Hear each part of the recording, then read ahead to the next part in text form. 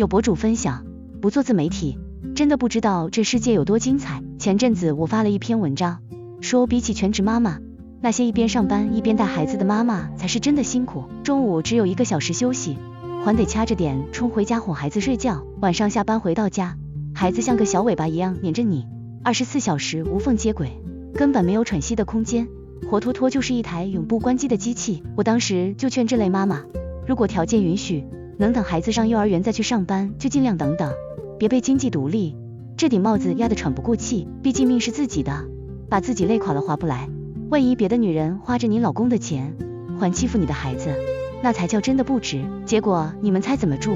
後台直接炸了，一堆50多歲的婆婆和40幾歲的男人衝進來開罵，說我自己懶不想上班就算了，憑什麼不讓別人上班？還說車貸房貸壓力那麼大，帶孩子本來就是媽媽的責任，周五有空就該趕回來帶。更過分的是直接人身攻擊，有人說難怪你生2個女兒，你這種人就不配生兒子。我問他們，女人累出病了怎麼辦？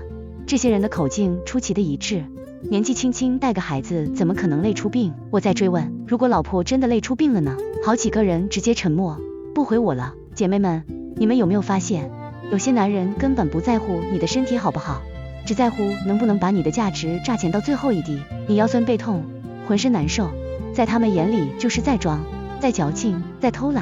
問他們帶孩子會不會累出病，他們咬死了說不可能。但說白了，他們心裡的算盤打得精準呢。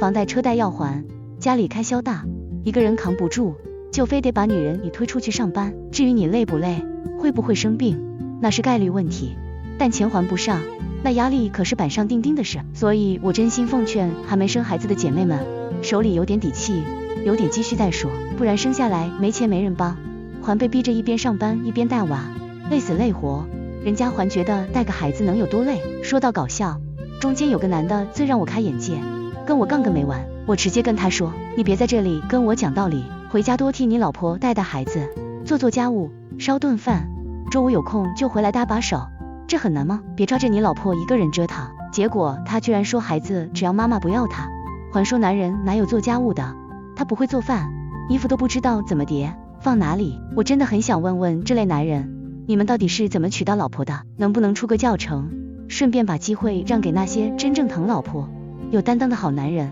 你們真的不適合結婚。